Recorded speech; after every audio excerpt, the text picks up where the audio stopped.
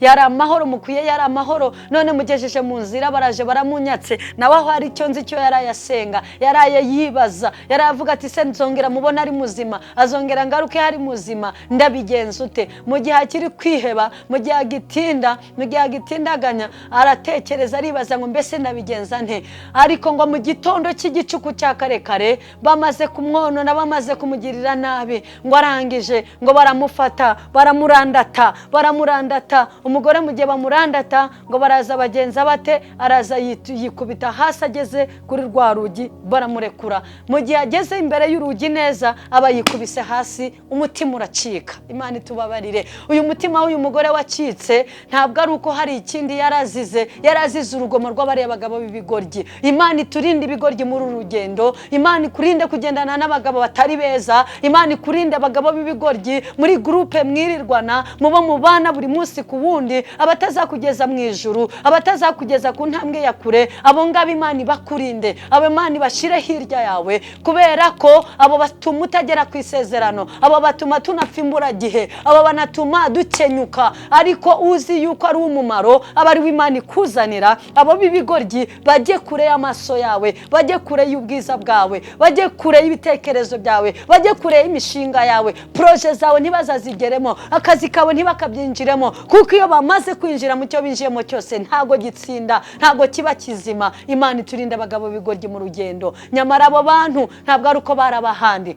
barabisiraheli, nabo bara mu bwoko bwa Isiraheli. Ngo barangije nyir'umugeni ariwe wa mugabo wavuye gucyura, ngo arangije ngo aterura umugore we mu gitondo afunguye, ngo asanga umugore we n'intere yamaze gupfa. Aramuterura amujyana mu nzu, ngo afata umuhoro, ngo atema ibice 12 bigize umubiri we. Amaze gutema ibyo bice 12 abyohereza mu Bisiraheli hose. Amaze kubyohereza mu Bisiraheli yandika urwandiko, ngo arabwira ngo ni mumbariza Bisiraheli hose yuko iki gikorwa cyakozwe cyari gikwiye gukorwa mu Bisiraheli. Mbese iki ni igiki abaye, aya mahano n'amahano nyabaki yabaye, mbese izi nzaduka zije mu Bisiraheli zo konona abantu bivuyeho ibintu nk'ibi ngibi.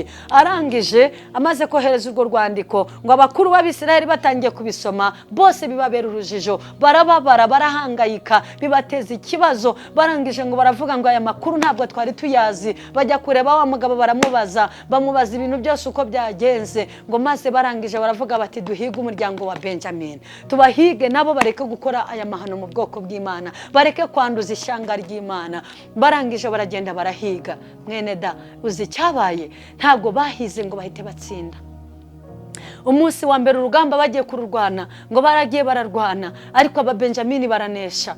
Banesheje kandi aribo bafite ikosa, banesha kandi aribo bagize gute, bari bakwiye kuneshwa. Nenda kukubwira ngo uru rugamba turwana, wirinde cyane. Ushobora kuvuga ngo kubera ikindi mukuri buri munsi, kubera iki numva ntakwiye kuneshwa ariko nkaba ndi gutsindwa. Ntago Imana ikora gutyo, ikora ariko igihe cyawe cyageze. Dushake mu maso y'Imana kuruta gushaka icyo ari cyo cyose.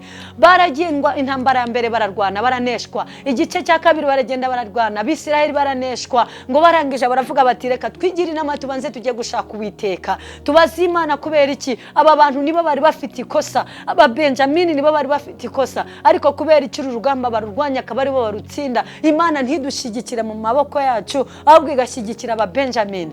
Ntago Imana ijya yemera ko umwanzi wawe akunesha nta mpamvu. Igishaka kugira ngo nurwana icyubahiro cyose nikiza kugaruka kigaruke kibi cyayo, ariko ikintu cyose ukora ugira ngo gloire cyangwa honneur ibi yawe ntago bishoboka. Usoza unaniwe, usoza utsinzwe, ariko umunsi uzakora kugira ngo icyubahiro cy'Imana kigaragare uzanesha kandi uzagera kure. Imana irangije irabihorera, batsindwa bwa mbere bwa kabiri. Ariko bwa gatatu Abisiraheli ngo bigira inama yo gushaka mu maso y'Imana. Haleluya. Ngo bashaka mu maso y'Imana, ngo bamaze kubaza Uwiteka babaza Imana, mbese urugamba tururwane noneho, ese turatangira dute? Nibo bazadutera cyane twe tuzabatera? Ngo Imana iremera kurwana nabo. Haleluya. Imana ihagurukana nabo, Imana yemera gukorana nabo, Imana yemera kugira ngo ibashigikire. Barahaguruka, ibaha strategy, irababwira ngo muzagende mwebwe murwane uku nuku, ariko nimugera ku munsi wa kangahe wa gatatu. Aho nimujya kurwana, sifa kwa Mungu, nimujya kurwana bazaca inyuma, bamwe bazabe bihishe mu mirima bagire ngo niho muri honyine, murangiza muca inyuma mutwika inzu zabo mushiramo imyotsi. Ubwo bazabona imyotsi mu kirere, inzu zabo ziri gusha, bazahita babona yuko abantu bose mwaba, maze nibarangiza nabo bagire gute, bakwira imishwaro. Urwo rugamba barurwana nk'uko Imana rubabwiye. Baragenda baca inyuma, bakeya baraza mu gico cyabo basa naho babakanze, ariko abandi basubira inyuma bari gutwika amazu yabo. Ngo barangije bagiye kubona abone hawuzuye umwotsi, agace kose kuzuye umwotsi, batabisiraheli baranesheje, noneho turatsinzwa abo kwa Benjamini. Uwiteka Imana ijya yemera yuko uneshwa ntikurekure, ukaneshwa ntukuke umutima, ukaneshwa ntigucira ubugingo ngo burangize ukaba ugihumeka, ariko yiteguye neza yuko imbere nuyihanga amaso itazaguhana, nuyihanga amaso itazemera yuko uferinga bwa gatatu. Nenda kukubwira ngo Benjamin ku nshuro ya gatatu yaraneshejwe.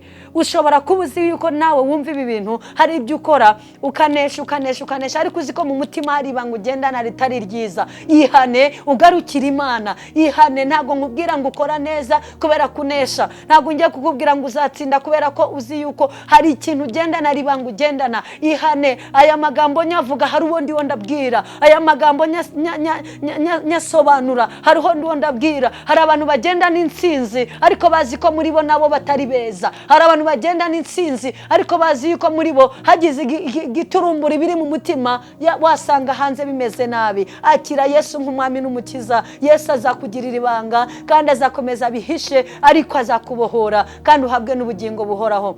Ndabwirwa yuko hari uwo mbwira aya masaha, aho uri mu mpande zose z'isi, aho waba uri hose, insinzi waba ufite, ariko hari ibanga ufite ry'uko ujya unesha kandi ukanesha hari ikindi kintu wambariyeho, hari ikindi kintu ufite ugenderaho. Hari ukundi kuntu unesha, hari ubwo ukora ukabona biciyemo, hari ubwo ucuruza ukabona biciyemo, ariko ukabikora uvuga ngo behind the scene hari ikindi kintu gihari. Ndagusaba ngo ushake mu maso y'Imana. Shaka mu maso y'Imana, iracyari ku ntebe y'imbabazi, yiteguye kukwakira kandi kubabarira kandi zakugirira ibambe, kandi ujye ku murongo wabo ubugingo. Kuko nyuma yako kazi, nyuma y'ibyo byose ucuruza, nyuma yako kazi ukora, nyuma y'iyo biro nziza, nyuma y'ubuzima turimo bwose twinjoyingamo, hari ubundi buzima budasanzwe. N'ubuzima bw'iteka, n'ubuzima bw'iteka. Birashoboka yuko uyu muntu yarababaye, uyu muntu yarakubiswe, agira agahinda, yibaza na raporo azatanga. Bibiliya hepfo irambwira ngo uyu mugore ntabwo ari umugore w'impeta, uyu mugore ntabwo ari izi mpeta twambaye. Uyu mugore mbese ninde? Ninjye nawe Kristo yazaje gushaka. Ariko Satani ashaka kugira ngo aze mu ishusho y'aba bagabo b'ibigoryi,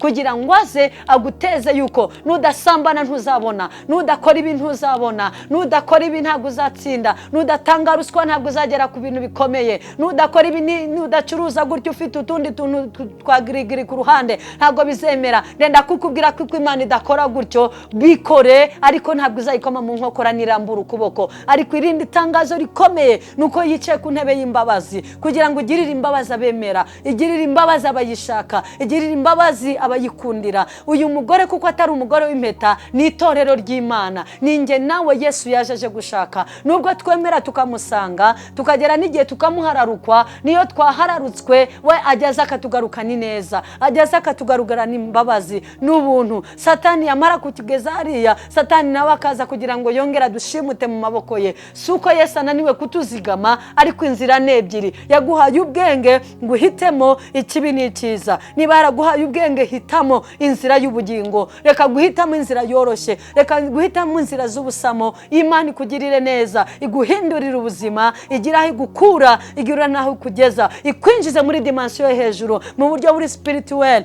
mu buryo buri physique, mu buryo bw'ubuzima, mu buryo budasanzwe. Igira aho igukura, ikwinjize mu bihe byiza. Nyuma y'ubu buzima hari ubundi tuzasingira bwo kuzabana n'Imana data iteka ryose. Reka ngusengere. Ndakwakiriye nanone Mwuka Wera w'Imana mu bwoko bwawe. Ndakwakiriye kugira ngo ugende uhindure kandi ureme. Ndakwakiriye kugira ngo ukize uyu muntu, ubohore uyu muntu urwaye, ubohore uyu muntu ufite ubuzima agendamo ariko hari amabanga afite mu mutima agendana. Ndamusengeye kugira ngo ubashe kumusanga, ndamusengeye kugira ngo ubashe kumusura aya masaha, ubashe kumuhindurira ubuzima, kugira ngo ye kuguma ari kwa kundi, ye kwinangira mu mutima we, kuko iri jambo rimanutse kubwe, iri jambo rimanutse ndahagurutse ku bwawe, wowe ufite ibihe ugendamo, wowe ufite amabanga ugendana. Imana niguhereza impinduka, Imana niguhindurira ibihe mu izina rya Yesu Kristo. Mwami Yesu, ni wowe ujya ubasha guhindura ibitabasha guhinduka. Hindura ubuzima bwa mwene data, hindura ubuzima bwa buri wese uri bwumvira ijambo, abicyaremwegisha nkuko wajuje gushaka cyari cyarazimiye, niko uyu Mulewi yamanutse agiye gushaka icyari cyarazimiye. Umudamu wari waramusize ariwe torero ry'Imana, ndagusaba ngo ongera umusango uyu mwene data, iri torero urarishaka ryazimiye. Uyu muntu aho yazimiriye uri muramuhiga, reka iri jambo rimusange kandi rimugereho, rimubera impamba y'urugendo, kandi uzaduhe n'ubugingo buhoraho, kuko iryo nibanga duhishiwe nawe, ni mu izina rya Yesu, amen. Imana yongere ibahe umugisha. Shalom shalom.